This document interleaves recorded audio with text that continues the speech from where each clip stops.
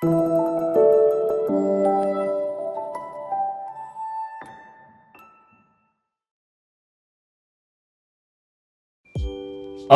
ವಿದ್ಯಾರ್ಥಿ ಮಿತ್ರರೇ, ಪುನರ್ವೇಶ ಸಂಸ್ಕಾರಕ್ಕೆ ಸ್ವಾಗತ ಸುಸ್ವಾಗತ. ಎಷ್ಟೋ ನೆಚ್ಚಿನ ವಿದ್ಯಾರ್ಥಿ ಮಿತ್ರರು ಕಮೆಂಟ್ ಬಾಕ್ಸ್ ನಲ್ಲಿ ಕಮೆಂಟ್ ಮಾಡ್ತಾ ಇದ್ರು. ಏನಪ್ಪಾ ಅಂತಂದ್ರೆ, ಈಗ ಆಲ್ರೆಡಿ ಆನ್ಯುವಲ್ ಎಕ್ಸಾಮ್ 9ನೇ ತಾರೀಕಿಂದ ಪ್ರಾರಂಭ ಆಗ್ತಾ ಇದೆ. ನಾವು ಕನ್ನಡ ಭಾಷೆಯನ್ನ ಅಂದ್ರೆ ಕನ್ನಡ ಭಾಷೆಯ ಪರೀಕ್ಷೆಯನ್ನ, ಕನ್ನಡ ಲ್ಯಾಂಗ್ವೇಜ್ ಪರೀಕ್ಷೆಯನ್ನ ಬರೀಬೇಕಾದ್ರೆ ನಮಗೆ ಟೈಮ್ ಸಾಕಾಗೋದಿಲ್ಲ ಸರ್. ಸೊ ಪ್ರತಿ ಪ್ರಶ್ನೆಗಳಿಗೆ ನಾವು ಉತ್ತರವನ್ನ ಬರೀಬೇಕಾದ್ರೆ ಯಾವ ರೀತಿಯಾಗಿ ಬರೀಬೇಕು, ಟೈಮ್ ಮ್ಯಾನೇಜ್ಮೆಂಟ್ ನ ಯಾವ ರೀತಿ ಮಾಡಬೇಕು, ದಯವಿಟ್ಟು ತಿಳಿಸ್ಕೊಡಿ ಸರ್ ಅಂತ ಕೇಳ್ತಾ ಇದ್ರು.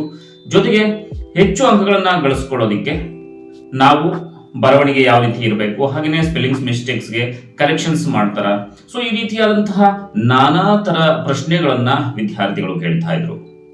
ಈ ಒಂದು ವಿಡಿಯೋದಲ್ಲಿ ನೀವು ಕನ್ನಡ ಭಾಷಾ ವಿಷಯದಲ್ಲಿ ಯಾವ ರೀತಿಯಾಗಿ ಬರಿಬೇಕು, ಜೊತೆಗೆ ಸೊ ಆ ಉತ್ತರ ಪತ್ರಿಕೆ ಯಾವ ರೀತಿ ಇರಬೇಕು, ಆ ಉತ್ತರ ಪತ್ರಿಕೆಯಲ್ಲಿ ನಿಮ್ಮ ಬರವಣಿಗೆ ಹೇಗಿರಬೇಕು, ಇನ್ನು ಮುಂತಾದಂತಹ ಮಾಹಿತಿಯನ್ನ ತಿಳ್ಕೊಳ್ತಾ ಹೋಗೋಣ ವಿದ್ಯಾರ್ಥಿ ಮಿತ್ರರೇ.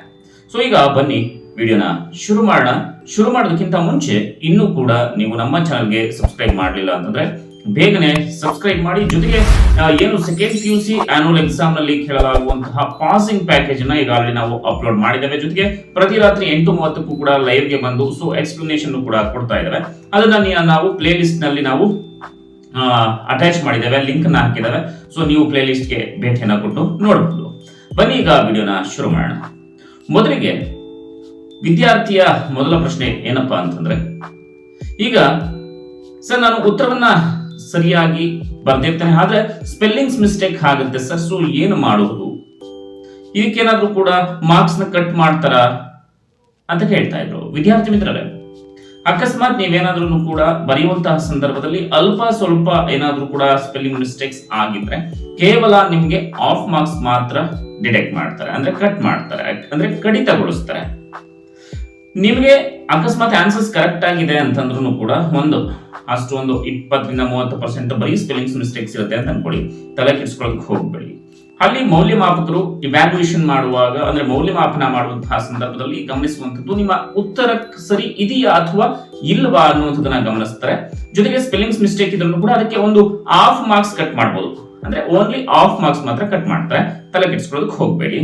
ಇನ್ನು ನೆಕ್ಸ್ಟ್ ಮುಂದಿನ ಪ್ರಶ್ನೆ ಏನಪ್ಪಾ ಅಂತಂದ್ರೆ, ನೀವು ಆನ್ಯುವಲ್ ಎಕ್ಸಾಮ್ ನ ಬರೆಯುವಂತಹ ಸಂದರ್ಭದಲ್ಲಿ ಬರವಣಿಗೆ ಹೇಗಿರಬೇಕು ಅನ್ನೋದನ್ನ ನೋಡೋದಾದ್ರೆ, ಬರವಣಿಗೆ ತುಂಬಾ ಅಂದವಾಗಿರ್ಲಿ. ಯಾಕಂದ್ರೆ ಪ್ರತಿ ಮೌಲ್ಯಮಾಪಕರು ನೀವು ಉತ್ತರ ಪತ್ರಿಕೆಯನ್ನು ನೋಡಿದ ತಕ್ಷಣ ಅವರು ಕಳೆದು ಹೋಗಿಬಿಡಬೇಕು, ಆ ರೀತಿಯಾದಂತಹ ನಿಮ್ಮ ಬರವಣಿಗೆ ಇರಬೇಕು. ಹಾಗೆಯೇ ಕನ್ನಡ ಭಾಷೆಯನ್ನು ಬರೆಯುವಂತಹ ಸಂದರ್ಭದಲ್ಲಿ ಕೆಲವರು ಏನ್ ಮಾಡ್ತಾರೆ, ಫಾರ್ ಎಕ್ಸಾಂಪಲ್ ಈ ರೀತಿಯಾಗಿ ಬರ್ಕೊಂತ ಹೋಗ್ತಾ ಇರ್ತಾರೆ, ಎಕ್ಸಾಂಪಲ್ ಹೇಳ್ತಾ ಇರುವಂತದ್ದು. ಆದ್ರೆ ಆ ರೀತಿಯಾದ ಒಂದು ಬರವಣಿಗೆಯನ್ನ ನೀವು ಬರೆಯೋದನ್ನ ಆದಷ್ಟು ಕಡಿಮೆ ಮಾಡಿ. ಯಾಕಂದ್ರೆ ನಿಮ್ಮ ಟೆಕ್ಸ್ಟ್ ಬುಕ್ ಅಲ್ಲಿ ಹೇಗಿದೆ, ಸೊ ಅಕ್ಷರಗಳು ಹೇಗಿದೆ, ಆ ರೀತಿಯಾಗಿ ಬರೆಯೋದಕ್ಕೆ ಪ್ರಯತ್ನ ಪಡಿ, ನಿಮಗೆ ಒಳ್ಳೆಯ ಒಂದು ಮಾರ್ಕ್ಸ್ ಕೂಡ ಲಭಿಸುತ್ತೆ.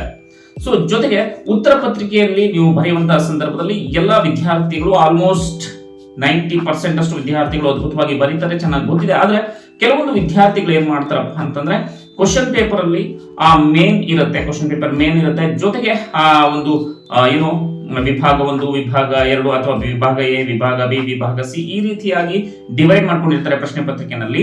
ಅಲ್ಲಿ ಮೇನ್ ಅನ್ನು ಕೂಡ ಹಾಕೋದಿಲ್ಲ, ಕ್ವಶನ್ ನಂಬರ್ನು ಕೂಡ ಹಾಕೋದಿಲ್ಲ. ಕೆಲವು ವಿದ್ಯಾರ್ಥಿಗಳು ಬರೀ ಆನ್ಸರ್ಸ್ ನ ಮಾತ್ರ ಬರ್ಕೊಂಡು ಹೋಗಿರ್ತಾರೆ. ಸೊ ಈ ರೀತಿ ಏನಾದ್ರೂ ಕೂಡ ನೀವು ಮಾಡ್ತು ಅಂತಂದ್ರೆ ಮಾರ್ಕ್ಸ್ ನ ಕಳೆದುಕೊಳ್ಳುವಂತಹ ಒಂದು ಸಾಧ್ಯತೆಗಳು ಕೂಡ ಹೆಚ್ಚಿರುತ್ತೆ.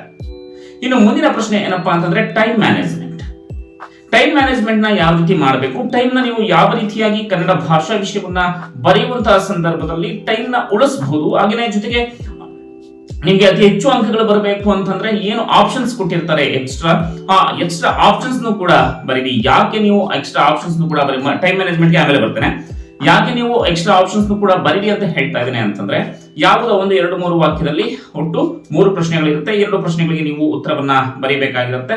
ಆ 2 ಪ್ರಶ್ನೆಗಳಿಗೆ ಉತ್ತರವನ್ನ ಬರ್ದಿರ್ತೀರಾ, ಆದ್ರೆ ಒಂದು ಪ್ರಶ್ನೆ ತಪ್ಪಾಗಿರುತ್ತೆ, ಹಾಗಾದ್ರೆ ಇನ್ನೊಂದು ಪ್ರಶ್ನೆ ಸರಿಯಾಗಿರುತ್ತೆ. ಅದಕ್ಕೆ ನೀವು ಏನಾದ್ರೂ ಕೂಡ ಆಪ್ಷನ್ಸ್ ಕೂಡ ಬರೀತು ಅಂತಂದ್ರೆ ಅಲ್ಲಿ ತಪ್ಪಾಗಿರುವ ಪ್ರಶ್ನೆಗೆ ಅಂಕ ಮೈನಸ್ ಆಗುತ್ತೆ, ಇನ್ನು ಉಳಿದಂತಹ 2 ಪ್ರಶ್ನೆಗಳಿದೆಯಲ್ಲ ಅದಕ್ಕೆ ಅಂಕಗಳು ಸಿಗುತ್ತೆ. ಸೊ ಇದನ್ನ ಎಕ್ಸ್ಟ್ರಾ ಅಂತ ನಾವು ಕನ್ಸಿಡರ್ ಮಾಡ್ತೇವೆ, ಅಂದ್ರೆ ಮೌಲ್ಯಮಾಪಕರು ಕನ್ಸಿಡರ್ ಮಾಡ್ತಾರೆ. ಓಕೆ, ಈಗ ಬನ್ನಿ ಟೈಮ್ ಮ್ಯಾನೇಜ್ಮೆಂಟ್ ಬಗ್ಗೆ ಮಾತಾಡ್ತಾ ಹೋಗೋಣ. ಮೊದಲಿಗೆ ಟೈಮ್ ಮ್ಯಾನೇಜ್ಮೆಂಟ್ ಅಂತಂದ್ರೆ ಏನು? ನೋಡಿ, ಸಮಯವನ್ನ ಅಂದ್ರೆ 3 ಗಂಟೆಯ ಅವಧಿ ಇರುತ್ತೆ. ಆ 3 ಗಂಟೆಯ ಅವಧಿಯಲ್ಲಿ ನೀವು ಪರೀಕ್ಷೆಯನ್ನ ಮುಗಿಸ್ಬೇಕಾಗತ್ತೆ. 3 ಗಂಟೆ ಅವಧಿ ಇನ್ನೇನೋ ನಿಯರ್ ಬೈ ಆಗ್ತಾ ಇದೆ. ಸೊ ಅವಾಗ್ಲೂ ಕೂಡ ಎಷ್ಟೋ ವಿದ್ಯಾರ್ಥಿಗಳು ನಾವು ಗಮನಿಸಿದ ಹಾಗೆ ಬರಿತಾನೆ ಹೋಗ್ತಾ ಇರ್ತಾರೆ. ಸೊ ಈ ರೀತಿ ಏನಕ್ಕೋಸ್ಕರ ಆಗುತ್ತೆ ನೋಡಿ, ನೀವು ಪಾಲಿಸಬೇಕಾದಂತಹ ಕ್ರಮಗಳೇನು, ಸಮಯವನ್ನ ಉಳಿಸೋದಿಕ್ಕೆ ಪಾಲಿಸಬೇಕಾದಂತಹ ಒಂದು ಕ್ರಮಗಳ ಬಗ್ಗೆ ತಿಳ್ಕೊಳ್ತಾ ಕೂಡ ಮೊದಲಿಗೆ ಕನ್ನಡ ಭಾಷೆಯಲ್ಲಿ ಮೊದಲು ಮಲ್ಟಿಪಲ್ ಚಾಯ್ಸ್ ಕ್ವಶನ್ಸ್ ನ ಕೊಡ್ತಾರೆ. ಅಂದ್ರೆ ಬಹು ಆಯ್ಕೆ ಪ್ರಶ್ನೆಗಳು, ಒಟ್ಟು 10 ಪ್ರಶ್ನೆಗಳಿರುತ್ತೆ. ಆದ್ರೆ ನೀವು ಇಲ್ಲಿ ಮಾಡಬೇಕಾಗಿರುವಂತದ್ದು ಏನಪ್ಪಾ ಅಂತಂದ್ರೆ, ಸೊ ವಿಭಾಗವನ್ನ ಹಾಕ್ತೀರಾ, ಜೊತೆಗೆ ಮಾರ್ಜಿನ್ ಇದೆ, ಮಾರ್ಜಿನ್ ಎಡಗಡೆ ಅಂದ್ರೆ ಔಟ್ ಸೈಡ್ ನೀವು ಮೇನನ್ನ ಹಾಕ್ಬೇಕಾಗತ್ತೆ. ನೆಕ್ಸ್ಟ್ ಉತ್ತರಗಳನ್ನ ಮಾರ್ಜಿನ್ ಒಳಗಡೆ ನೀವು ಬರೀಬೇಕಾಗತ್ತೆ. ಸೊ ಸರಿಯಾದ ಉತ್ತರ ಕ್ವಶನ್ ನಂಬರ್ 1 ಮಾರ್ಜಿನ್ ಆಚೆ ಕಡೆ ಬರಬೇಕು, ಉತ್ತರ ಮಾತ್ರ ಆಪ್ಷನ್ಸ್ ಅಥವಾ ಸರಿಯಾದ ಉತ್ತರವನ್ನ ನೀವು ಬರೀಬೇಕು. ಕೆಲವರು ಕೇಳ್ತಾ ಇರ್ತಾರೆ, ಸರ್ ನಾನು ಕ್ವಶನ್ ಮೇನ್ ಹಾಕಿರ್ತಾನೆ, ನಂಬರ್ ಹಾಕಿರ್ತಾನೆ, ಆ ಇ ಅನ್ನುವಂತಹ ಆಪ್ಷನ್ಸ್ ಇರುತ್ತೆ, ಯಾವುದೋ ಒಂದು ಇ ಅನ್ನುವಂತಹ ಒಂದು ಉತ್ತರ ಇರುತ್ತೆ, ಅದಕ್ಕೆ ಇ ಅಂತ ಬರೆದ್ರೆ ಸಾಕ ಸರ್ ಅಂತ ಕೇಳ್ತಾರೆ. ದಯಮಾಡಿ ಆ ರೀತಿ ಮಾಡೋದಕ್ಕೆ ಹೋಗಬೇಡಿ. ಅಲ್ಲಿ ಏನ್ ಆನ್ಸರ್ ಇರುತ್ತೆ ಆ ಆನ್ಸರ್ ಅನ್ನ ನೀವು ಬರಿಬೇಕಾಗುತ್ತೆ. ಸೊ ಜೊತೆಗೆ ಒಂದು ಎಕ್ಸಾಂಪಲ್ ನಾನು ತೆಗೆದುಕೊಳ್ಳೋದಾದ್ರೆ, ಈಗ ವಾಲ್ಪರೆಗೆ ಬಂದ ಬ್ರಿಟಿಷ್ ಪ್ರಜೆ ಯಾರು ಅನ್ನುವಂತ ಒಂದು ಪ್ರಶ್ನೆ ಅಂದ್ರೆ ಬಂದಿದೆ ಮಲ್ಟಿಪಲ್ ಚಾಯ್ಸ್ ಕ್ವಶನ್ಸ್ ಅಲ್ಲಿ. ಆಗ ನೀವು ಏನ್ ಮಾಡ್ಬೇಕಪ್ಪ ಅಂತಂದ್ರೆ, ಕ್ವಶನ್ ನಂಬರ್ 1 ಕಾರ್ವೆರ್ ಮಾರ್ಷ್ ಇಷ್ಟನ್ನ ನೀವು ಬರಿಬೇಕಾಗುತ್ತೆ. ಓಕೆ, ಪ್ರಶ್ನೆಗಳನ್ನ ಬರೆಯುವಂತಹ ಅವಶ್ಯಕತೆ ಇಲ್ಲ. ಅಂದ್ರೆ ಟೈಮ್ ಎಷ್ಟು ಸೇವ್ ಆಗ್ತಾ ಹೋಗ್ತಾ ಇರುತ್ತೆ. ಎಷ್ಟು ಜನ ಪ್ರಶ್ನೆಗಳನ್ನು ಕೂಡ ಬರೀತಾ ಹೋಗ್ತಾರೆ, ಪ್ರಶ್ನೆಗಳನ್ನ ಬರಿಬೇಡಿ, ಕೇವಲ ಮೇನ್ ಜೊತೆಗೆ ಅಲ್ಲಿ ನಿಮ್ಗೆ ಮಲ್ಟಿಪಲ್ ಚಾಯ್ಸ್ ಅಲ್ಲಿ ಯಾವ್ದು ಆನ್ಸರ್ ಸರಿ ಇದೆ ಅದನ್ನ ಬರೀರಿ. ಸೇಮ್ ಬಿಟ್ಟ ಸ್ಥಳ ತುಂಬಿರಿನಲ್ಲೂ ಕೂಡ ಅಷ್ಟೇನೆ ಸರಿಯಾದ ಉತ್ತರವನ್ನ ನೀವು ಫಿಲ್ ಇನ್ ದ ಬ್ಲಾಂಕ್ಸ್ ಗೆ ಬರೀಬೇಕಾಗುತ್ತೆ. Fill in the blanks full ಎಲ್ಲವನ್ನು ಕೂಡ ಬರೆಯುವಂತಹ ಅವಶ್ಯಕತೆ ಇಲ್ಲ, ಓನ್ಲಿ ಉತ್ತರವನ್ನ ಬರೀರಿ. ಜೊತೆಗೆ ನೆಕ್ಸ್ಟ್ ಬರುವಂತದ್ದು ಹೊಂದಿಸಿ ಬರೆಯಿರಿ. ಹೊಂದಿಸಿ ಬರೆಯೋದಕ್ಕೂ ಅಷ್ಟೇನೆ ಅಲ್ಲಿ ನಂಬರ್ ಹಾಕಬೇಡಿ. ಸೊ ನೀವೇನ್ ಮಾಡಬೇಕು, ಎರಡನ್ನೂ ಕೂಡ ಬರೆಯುವಂತಹ ಅವಶ್ಯಕತೆ ಇಲ್ಲ. ನಂಬರ್ 1 ಮೊದಲನೇದಕ್ಕೆ ಏನ್ ಆನ್ಸರ್, 4ನೇದ 5ನೇದ ಯಾವ್ದು ಆನ್ಸರ್ ಇದೆ ಅನ್ನೋದನ್ನ ನೀವು ಬರೀಬೇಕಾಗತ್ತೆ. ಓಕೆ, ನೆಕ್ಸ್ಟ್ ಬರೋಣ 2-3 ವಾಕ್ಯದಲ್ಲಿ ಉತ್ತರಿಸಿ. ಸೊ 2-3 ವಾಕ್ಯದಲ್ಲಿ ಉತ್ತರಿಸಿ ನೀವು ಯಾವ ರೀತಿ ಬರೀಬೇಕಪ್ಪ ಅಂತಂದ್ರೆ, ಕೆಲವೊಂದು ಸಂದರ್ಭದಲ್ಲಿ 1 ಸಾಲು ಇರುತ್ತೆ, ಕೆಲವೊಂದು ಸಂದರ್ಭದಲ್ಲಿ 2 ಸಾಲು ಇರುತ್ತೆ, ಕೆಲವೊಂದು ಸಂದರ್ಭದಲ್ಲಿ 4 ಸಾಲುಗಳಿರುತ್ತೆ. ಅಕಸ್ಮಾತ್ ಏನಾದ್ರು ಕೂಡ 2-3 ವಾಕ್ಯದಲ್ಲಿ 4 ಸಾಲುಗಳೇನಾದ್ರೂ ಇತ್ತು ಉತ್ತರಗಳಲ್ಲಿ ಅಂತಂದ್ರೆ, ನೀವು ಮಾಡಬೇಕಾಗಿರೋದು ಏನಂತಂದ್ರೆ ಪಾಯಿಂಟ್ ವೈಸ್ ಮಾಡ್ಕೊಳ್ಳಿ. ಫಾರ್ ಎಕ್ಸಾಂಪಲ್ ಹೇಳ್ಬೇಕು ಅಂತಂದ್ರೆ, ಈ ವಾಲ್ಪರೈ ಬ್ರಿಟಿಷರು ಬರುವುದಕ್ಕಿಂತ ಮುಂಚೆ ಹೇಗಿತ್ತು ಅನ್ನುವಂತಹ ಪ್ರಶ್ನೆಗೆ ನೋಡಿ ಉತ್ತರವನ್ನ ಬರೀತಾ ಹೋಗ್ತೀರಾ. ಪಾಯಿಂಟ್ ನಂಬರ್ 1 ಏನು, ಗಗನಚುಂಬಿ ಎತ್ತರವಾಗಿ ಬೆಳೆದಿದ್ದಂತಹ ಮರಗಳು. ನೆಕ್ಸ್ಟ್ ಪಾಯಿಂಟ್ ನಂಬರ್ 2 ಏನು, ಭೂಮಿಯನ್ನ ಸೂರ್ಯನ ಕಿರಣಗಳು ಸ್ಪರ್ಶಿಸುತ್ತಿರಲಿಲ್ಲ. ಪಾಯಿಂಟ್ ನಂಬರ್ 3 ಏಕತಾನತೆಯನ್ನ ಮುರಿಯುವಂತಹ ಶೂಲಾಕಾಡುಗಳು. ಪಾಯಿಂಟ್ ನಂಬರ್ 4 ಅಕ್ಷಾಂಶ ಮತ್ತೆ ರೇಖಾಂಶದ ರೀತಿಯಲ್ಲಿ ಹರಿಯುವಂತಹ ಹಳ್ಳ ಕೊಳ್ಳಗಳು. ಪಾಯಿಂಟ್ ನಂಬರ್ 5 ನಡುವೆ ಹುಲ್ಲುಗಾವಲು ಪ್ರದೇಶ. ನೆಕ್ಸ್ಟ್ ಪಾಯಿಂಟ್, ಒಟ್ಟಾರೆಯಾಗಿ ಆಫ್ರಿಕಾದ ಕಗ್ಗತ್ತಲ ಖಂಡದಂತಿತ್ತು. ಸೊ ಈ ರೀತಿಯಾಗಿ ನೀವು ಪಾಯಿಂಟ್ ವೈಸ್ ಬರೆದ್ರೆ ನಿಮಗೆ ಅತಿ ಹೆಚ್ಚಾದಂತಹ ಅಂಕಗಳು ಕೂಡ ಲಭಿಸುತ್ತೆ. ಜೊತೆಗೆ ಅದನ್ನ ಮೆಮೊರಿನಲ್ಲಿ ಇಟ್ಕೊಳ್ಬಹುದು, ಜೊತೆಗೆ ಸಮಯನೂ ಕೂಡ ಕಡಿಮೆ ನೀವು ತಗೊಂಡು ನೀವು ಬರೀಬಹುದು. ನೀವು ಎಕ್ಸ್ಪ್ಲನೇಷನ್ ಕೊಡ್ಕೊಂಡು ಹೋಗ್ತೀನಿ ಅಂತಂದ್ರೆ ಸಮಯ ಜಾಸ್ತಿ ಆಗುತ್ತೆ. ಸೊ ಅದರಿಂದ ನೀವೇನ್ ಮಾಡಬೇಕಪ್ಪ ಅಂತಂದ್ರೆ ಪಾಯಿಂಟ್ ವೈಸ್ ಮಾಡ್ಕೊಂಡ್ರೆ, ಯಾಕಂದ್ರೆ ಮೌಲ್ಯಮಾಪನಕ್ಕೆ ಬೇಕಾದಂತಹ ಆನ್ಸರ್ಸ್ ಅಲ್ಲಿದೆ, ಅದಕ್ಕೆ ಖಂಡಿತ 2 ಅಂಕ ಸಿಗುತ್ತೆ. ಓಕೆ, ಇನ್ನು ನೆಕ್ಸ್ಟ್ ಬರೋದಾದ್ರೆ ಸಂದರ್ಭ ಸಹಿತ ವಿವರಿಸಿ. ಸಂದರ್ಭ ಸಹಿತ ವಿವರಿಸಿಯನ್ನ ನೀವು ಬರಿಬೇಕಾದ್ರೆ ಒಂದನ್ನ ಗಮನಿಸಬೇಕಾಗುತ್ತೆ. ಮೊದಲಿಗೆ ಆ ಒಂದು ಪ್ರಶ್ನೆ ಯಾವ ಒಂದು ಪಾಠದಿಂದ ಬಂದಿದೆ, ಜೊತೆಗೆ ಯಾರು ಆ ಒಂದು ಪಾಠವನ್ನ ಬರೆದಿರುವಂತವರು, ಇದಿಷ್ಟನ್ನು ನೀವು ಮೊದಲಿಗೆ ಬರಿಬೇಕಾಗತ್ತೆ. ಓಕೆ, ನೆಕ್ಸ್ಟ್ ಯಾರು ಯಾರಿಗೆ ಹೇಳಿದ್ರು ನೆಕ್ಸ್ಟ್ ಲೈನ್ ಅಲ್ಲಿ ಬರೆದು ಅದರ ಒಂದು ಸನ್ನಿವೇಶವನ್ನ ನೀವು ವಿವರಣೆಯನ್ನ ಕೊಡಬೇಕಾಗತ್ತೆ. ಸಂದರ್ಭ ವಿವರಣೆ ಅಂತ ಬರೆದು ಅದರ ಒಂದು ಸನ್ನಿವೇಶವನ್ನ ಬರೆದ್ರೆ ನಿಮಗೆ 3 ಅಂಕಗಳು ಲಭಿಸುತ್ತೆ. ತುಂಬಾ ಕಥೆನ ಪುರಾಣವನ್ನ ಬರ್ಕೊಂಡು ಹೋಗ್ತಾ ಇದ್ರೆ ನಿಮಗೆ ಟೈಮ್ ಸಾಕಾಗೋದಿಲ್ಲ. ಓಕೆನಲ್ವಾ? ಸೊ ಮತ್ತೊಮ್ಮೆ ಹೇಳ್ತಾ ಇದ್ದೇನೆ, ಯಾವುದೇ ಆಪ್ಷನ್ಸ್ ಇರಲಿ, ಕಡಿಮೆ ಸಮಯದಲ್ಲಿ ನಿಮಗೆ ಗೊತ್ತಿರುವಂತಹ ಎಲ್ಲ ಪ್ರಶ್ನೆಗಳಿಗೆ ಉತ್ತರಗಳನ್ನ ಬರೆದು ನೆಕ್ಸ್ಟ್ ತರುವಾಯ ನೀವು ಆಪ್ಷನ್ಸ್ ಕೂಡ ಬರೀರಿ. ಆಪ್ಷನ್ಸ್ ನ ಬಿಡೋದಕ್ಕೆ ಯಾವುದೇ ಕಾರಣಕ್ಕೂ ಕೂಡ ಹೋಗಬೇಡಿ. ಓಕೆ, ಈಗ ಸಂದರ್ಭ ಗೊತ್ತಾಯಿತು.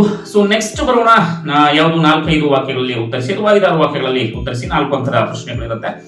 ಆಲ್ಮೋಸ್ಟ್ 4 ಅಂಕದ ಪ್ರಶ್ನೆಗಳಿಗೆ ಪಾಯಿಂಟ್ ವೈಸ್ ಬರೆಯೋದಕ್ಕೆ ಪ್ರಯತ್ನ ಪಡಿ. ಸಮಯವನ್ನು ಕೂಡ ನೀವು ಉಳಿಸ್ತಾ ಹೋಗಬಹುದು. ತುಂಬಾ ಎಕ್ಸ್ಪ್ಲನೇಷನ್ಸ್ ಇರುತ್ತೆ, ಆದ್ರೆ ಆದಷ್ಟು ಯಾವ ಒಂದು ಪ್ರಶ್ನೆಗೆ ನೀವು ಪಾಯಿಂಟ್ ವೈಸ್ ಬರಿಬಹುದು ಅನ್ನೋದನ್ನ ನೋಡಿಕೊಂಡು ನೀವು ಪಾಯಿಂಟ್ ವೈಸ್ ನ ಬರಿತಾ ಬಂತು ಅಂದ್ರೆ ಸೊ ಅಲ್ಲಿಯೂ ಕೂಡ ಎಷ್ಟು ಸಮಯ ಉಳಿಯುತ್ತೆ. ಓಕೆ, ಇನ್ನು ನೆಕ್ಸ್ಟ್ ಬರೋದಾದ್ರೆ ನೆಕ್ಸ್ಟ್ ಪದ್ಯ ಭಾಗ ಗದ್ಯ ಭಾಗ ನಾನು ಜೊತೆಗೆ ದೀರ್ಘಗತಿ ಎಲ್ಲವನ್ನು ಕೂಡ ಸೇರಿಸಿ ಹೇಳ್ತಾ ಇರುವಂತದ್ದು. ಜೊತೆಗೆ ಭಾವಾರ್ಥವನ್ನ ಯಾವ ರೀತಿ ಬರಿಬೇಕು ಅನ್ನೋದನ್ನ ನೋಡೋದಾದ್ರೆ, ಮೊದಲಿಗೆ ವಿದ್ಯಾರ್ಥಿಗಳೇ ನೀವು ಭಾವಾರ್ಥವನ್ನ ಪದ್ಯದ ಹೆಸರು ನಮಗೆ ಚೆನ್ನಾಗಿ ಗೊತ್ತಿದೆ. ನೀಲನಕ್ಷೆಯ ಪ್ರಕಾರ ಒಂದು ಕದಡಿದ ಸಲಿಲಂ ತಿಳಿಯುತ್ತದೆ, ಮತ್ತೊಂದು ಶಿಲುಬೆ ಏರಿದ್ದಾನೆ. ಈ ಎರಡು ಒಂದು ಪದ್ಯಗಳ ಮುಖಾಂತರನೇ ನಿಮಗೆ ಒಂದು ಭಾವಾರ್ಥಕ್ಕೆ ಬರುವಂತದ್ದು. ಸೊ ಎರಡನ್ನು ಕೂಡ ಕೊಟ್ಟಿರ್ತಾರೆ. ನಿಮಗೆ ಯಾವುದು ತುಂಬಾ ಈಸಿ ಆಗಿದೆ ಅಥವಾ ಸರಳವಾಗಿದೆ ಆ ಒಂದು ಪದ್ಯವನ್ನ ಆಯ್ಕೆ ಮಾಡಿ ನೀವು ಬರಿಬಹುದು. ಆದ್ರೆ ಬರೆಯೋದಕ್ಕಿಂತ ಮುಂಚೆ ಹೇಗೆ ಬರಿಬೇಕು ಅನ್ನೋದನ್ನ ತಿಳ್ಕೊಳ್ಬೇಕಲ್ವಾ. ಹೇಗೆ ಬರಿಬೇಕಪ್ಪ ಅಂತಂದ್ರೆ, ಮೊದಲಿಗೆ ಭಾವಾರ್ಥವನ್ನ ಬರೆಯೋದಕ್ಕಿಂತ ಮುಂಚೆ ಪದ್ಯದ ಹೆಸರನ್ನ ನೀವು ಬರೀಬೇಕಾಗುತ್ತೆ. ನೆಕ್ಸ್ಟ್ ಪದ್ಯದ ಕವಿಯ ಹೆಸರನ್ನ ನೀವು ಬರೀಬೇಕಾಗತ್ತೆ. ನಂತರ ಆ ಪದ್ಯದ ಹಿನ್ನೆಲೆಯನ್ನ ಬರೀಬೇಕಾಗುತ್ತೆ. ನಿಮ್ಮ ಒಂದು ಪಠ್ಯ ಪುಸ್ತಕದಲ್ಲಿ ಆ ಪದ್ಯದ ಹಿನ್ನೆಲೆ ಅಂತ ಇದೆ, ಹಾಗೆಯೇ ಆ ಪದ್ಯದ ಆಶಯ ಅಂತ ಇದೆ ಅಲ್ವಾ.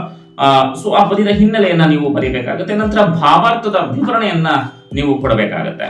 ಸೊ ಈ ಭಾವಾರ್ಥದ ವಿವರಣೆಯನ್ನ ಕೊಟ್ಟ ನಂತರ ನಿಮಗೆ ಎಷ್ಟು ಅಂಕಗಳಿದೆ ಅಷ್ಟು ಅಂಕಗಳು ಕೂಡ ನಿಮಗೆ ಲಭಿಸುತ್ತೆ. ಅಂದ್ರೆ ಟೋಟಲ್ ಆಗಿ 4 ಮಾರ್ಕ್ಸ್ ಅಥವಾ 5 ಮಾರ್ಕ್ಸ್ ನಿಮಗೆ ಸಿಗಬಹುದು. 5 ಅಂಕಗಳಂತೂ ಗ್ಯಾರಂಟಿ ಸಿಗುತ್ತೆ. ನೆಕ್ಸ್ಟ್ ಇನ್ನು ಭಾಷಾಭ್ಯಾಸಕ್ಕೆ ಬರೋದಾದ್ರೆ, ಭಾಷಾಭ್ಯಾಸಕ್ಕೆ ಸಂಬಂಧಪಟ್ಟ ಹಾಗೆ 12 ಅಂಕಗಳನ್ನ ನೀವು ಈಸಿಯಾಗಿ, ಅಂದ್ರೆ ವ್ಯಾಕರಣ ಭಾಗಕ್ಕೆ ಸಂಬಂಧಪಟ್ಟ ಹಾಗೆ 12 ಅಂಕಗಳನ್ನ ಈಸಿಯಾಗಿ ತೆಗೆದುಕೊಳ್ಳಬಹುದು. ಇಲ್ಲೂ ಕೂಡ ಆಪ್ಷನ್ಸ್ ಗಳನ್ನ ಕಾಣ್ತೇವೆ. ಟೋಟಲ್ ಆಗಿ ನಿಮ್ಗೆ 12 ಅಂಕಗಳಿರುತ್ತೆ. ಆದ್ರೆ ಒಂದೊಂದು ಎಕ್ಸ್ಟ್ರಾ ಆಪ್ಷನ್ಸ್ ನ ಕೊಟ್ಟಿರ್ತಾರೆ. ಆ ಎಲ್ಲಾ ಆಪ್ಷನ್ಸ್ ಕೂಡ ಬರೀರಿ, ಮಿಸ್ ಮಾಡಕ್ ಹೋಗ್ಬೇಡಿ. ಅದು ಗೊತ್ತಿಲ್ವಲ್ಲ, ಇದು ಗೊತ್ತಿಲ್ವಲ್ಲ, ಗೊತ್ತಿರೋದನ್ನ ಫಸ್ಟ್ ಬರ್ದು ನಿಮ್ಗೆ ಯಾವ್ದು ಗೊತ್ತಿಲ್ಲ ಅದನ್ನ ನೀವು ಲಾಸ್ಟ್ ಅಲ್ಲಿ ಬರೆಯುವಂತಹ ಪ್ರಯತ್ನವನ್ನ ಮಾಡಿ ನಿಮಗೆ 12 ಅಂಕಗಳನ್ನ ಈಸಿಯಾಗಿ ಗಳಿಸ್ಕೊಳ್ಬಹುದು. ಯಾವ ರೀತಿಯಾಗಿ 12 ಅಂಕಗಳನ್ನ ಈಸಿಯಾಗಿ ಗಳಿಸಬಹುದು ಅನ್ನೋದನ್ನ ನಾನು ಈಗ ಆಲ್ರೆಡಿ ವಿಡಿಯೋ ಮಾಡಿ ಹಾಕಿದ್ರೆ, ನೀವು ವಿಡಿಯೋಸ್ಗೆ ಸರ್ಚ್ ಮಾಡ್ತಾ ಹೋಗಿ ನೀವು ಆ ಒಂದು ಇಂಪಾರ್ಟೆಂಟ್ ವ್ಯಾಕರಣ ಭಾಗಕ್ಕೆ ಸಂಬಂಧಪಟ್ಟಿರುವಂತದ್ದನ್ನ ನೋಡಬಹುದು. ಜೊತೆಗೆ ನೆಕ್ಸ್ಟ್ ಬರುವಂತದ್ದು ಯಾವ್ದಪ್ಪ ಅಂತಂದ್ರೆ ಪತ್ರಲೇಖನ ಮತ್ತೆ ಪ್ರಬಂಧ ಜೊತೆಗೆ ಗಾದೆಗಳು. ಸೊ ಯಾವ ರೀತಿ ಬರಿಬೇಕು ಅನ್ನೋದನ್ನು ಕೂಡ ಈಗ ಆಲ್ರೆಡಿ ವಿಡಿಯೋ ಮಾಡಿ ಹಾಕಿದ್ದೇನೆ. ಅಂದ್ರೆ ಒಂದು ಲಿಂಕ್ ಅನ್ನು ಕೂಡ ಡಿಸ್ಕ್ರಿಪ್ಷನ್ ಬಾಕ್ಸ್ ನಲ್ಲಿ ನಾನು ಹಾಕಿರ್ತೇನೆ. ಸೊ ಮಿಸ್ ಮಾಡದೇ ಭೇಟಿ ಕೊಟ್ಟು ನೋಡಿ, ಅಥವಾ ಎಂಡ್ ಸ್ಕ್ರೀನ್ ವರೆಗೂ ಕೂಡ ನೋಡ್ತಾ ಇರಿ. ಅದನ್ನ ನಾನು ನಿಮ್ಗೆ ಅಲ್ಲೇ ನೀವು ಕ್ಲಿಕ್ ಮಾಡ್ಕೊಂಡು ನೋಡ್ಕೊಳ್ಬಹುದು. ಪತ್ರಲೇಖನ ಮತ್ತೆ ಪ್ರಬಂಧ. ಹಾಗಾದ್ರೆ ಪ್ರಬಂಧ ಬರಿಬೇಕಾದ್ರೆ ಎಷ್ಟು, 1 ಪೇಜ್ ಇರ್ಬೇಕಾ, 2 ಪೇಜ್ ಇರ್ಬೇಕಾ ಅಂತ ಕೇಳ್ತಾ ಇದ್ರು. ನೋಡಿ, ಪ್ರಬಂಧವನ್ನ ಬರಿಬೇಕಾದ್ರೆ 1 ಪೇಜ್ ಸಾಕು, ಆಯ್ತಲ್ಲ. ಪ್ರಬಂಧವನ್ನ ಬರೀಬೇಕಾದ್ರೆ ಪೀಠಿಕೆ, ವಿಷಯ ವಿವರಣೆ, ನೆಕ್ಸ್ಟ್ ಉಪಸಂಹಾರ.